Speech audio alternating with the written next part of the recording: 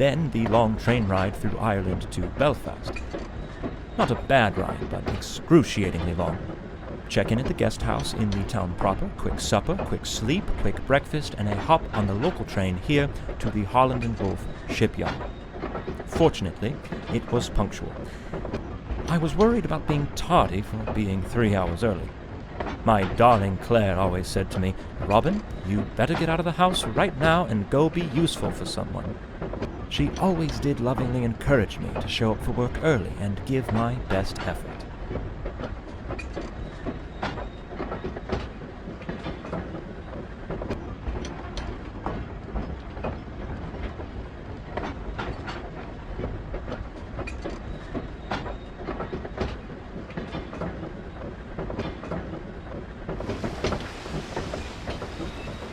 Titanic is likely no different from the Olympic. They're structurally identical. The Olympic underwent these trials months ago, so this should be a simple repeat. I board, observe her during the sea trials, vote aye or nay on her certification, and then I ride her back to Southampton. "Come on, Robin, you can't mess this one up," as Claire always told me.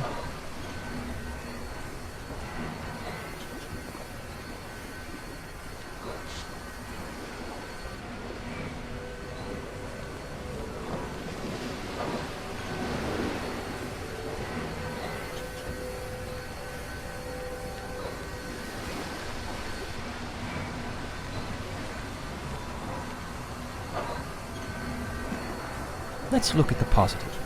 The weather broke, and now I've been given the opportunity to board the Titanic advance of the trials. This gives me a bit of time to really admire the beauty of the ship before I have to scrutinize every last aspect of her functionality.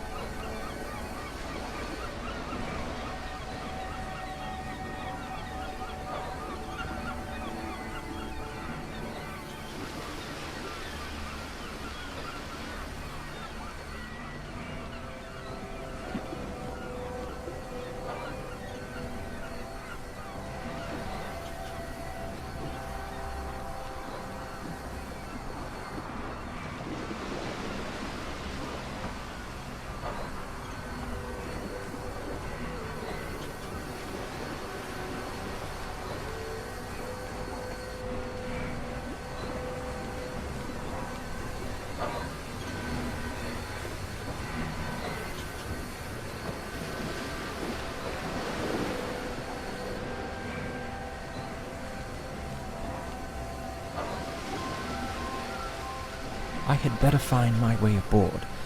But I suppose there isn't reason for too much haste. No one else has even arrived yet, it seems. Plenty of time to explore if I desire.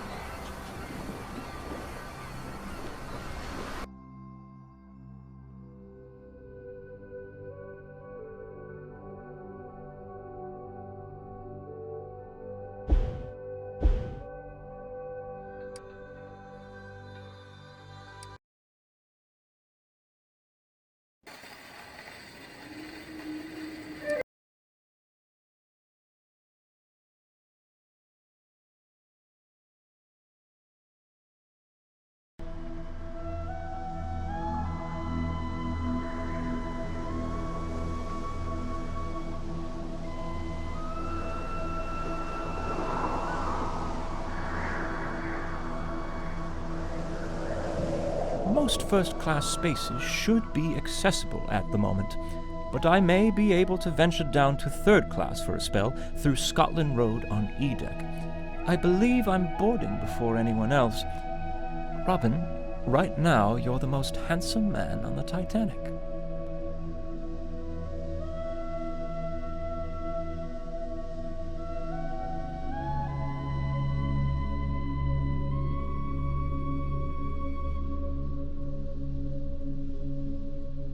I especially commend them for modifying the bulkhead. I never cared much for what was on the Olympic.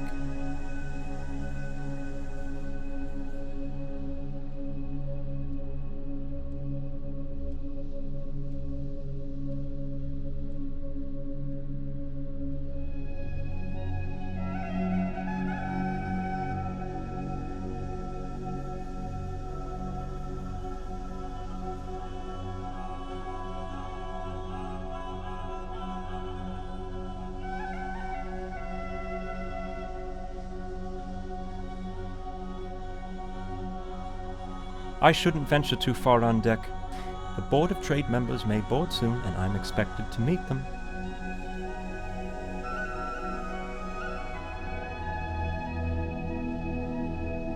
Cabins upon cabins upon cabins upon cabins upon cabins upon cabins.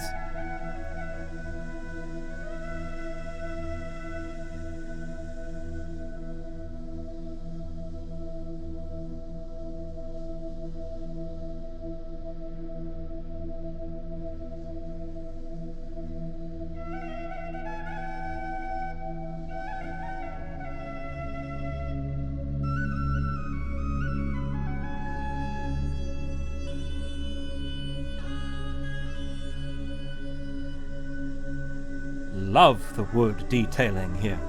It's absolutely perplexing. Now that's a craft I can really respect. Lovely wood. I've always been fond of wood. When younger, I used to cut wood for the poor folks 2 streets over. My neighbors started calling me Robin Wood. They always laughed, but I don't know why. I wore that title proudly.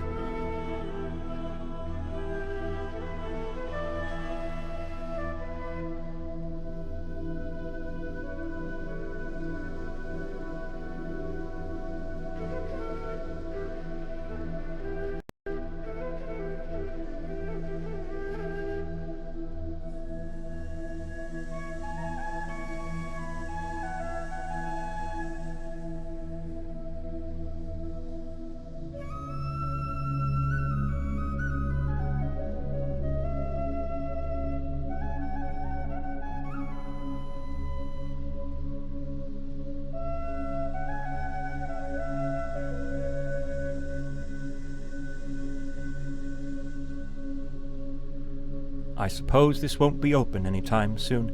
A shame. I would enjoy nothing more than a cup of tea and to sit with a book in the lounge and, well, lounge.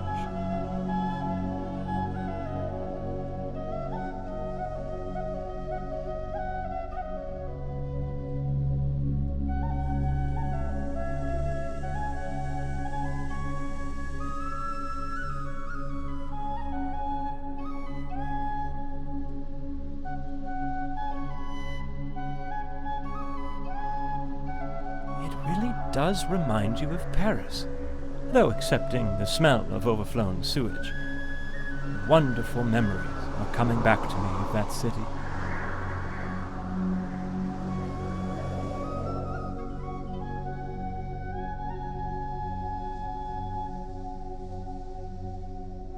Odd that this room would have its tables already set. Mr. Gotti hasn't even boarded yet. Oh well, top marks for presentation.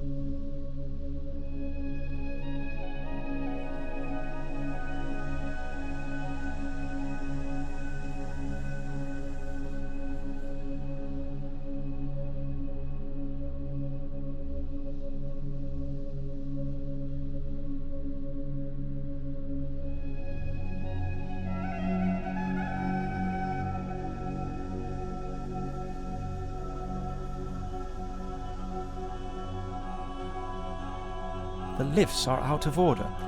That's fine. Real men don't take lifts. Lifts are for women, Claire says. Robin, take the long way up.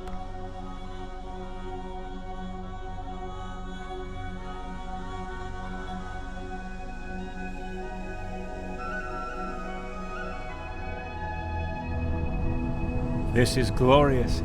You can near well see half the length of the ship in this corridor.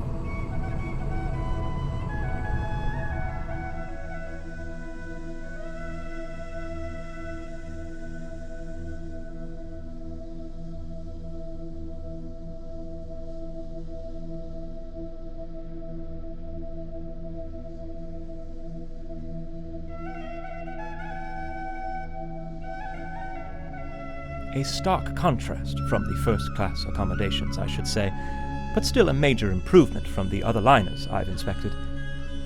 In all honesty, I envy these people in the lower class. The world is open to them. They move to America and build their future how they choose. They could be loggers, for example. But father wanted me to be a surveyor like he and his father. No logging for you, Robin. Now wash your ears.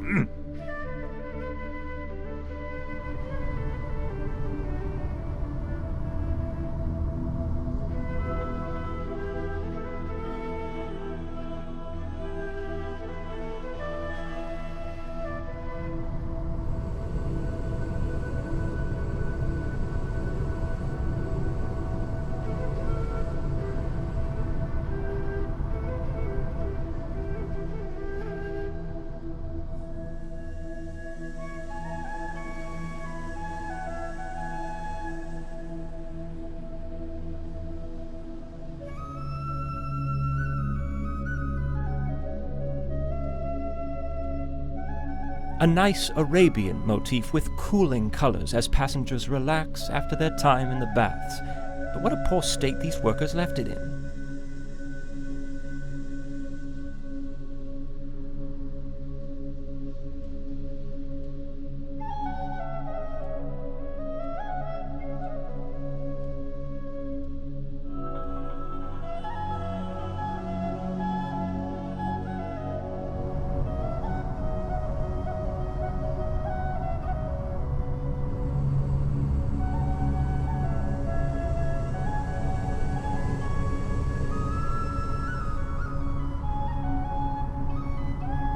This open space looks like a fine spot for gathering and mingling between all parts of Europe.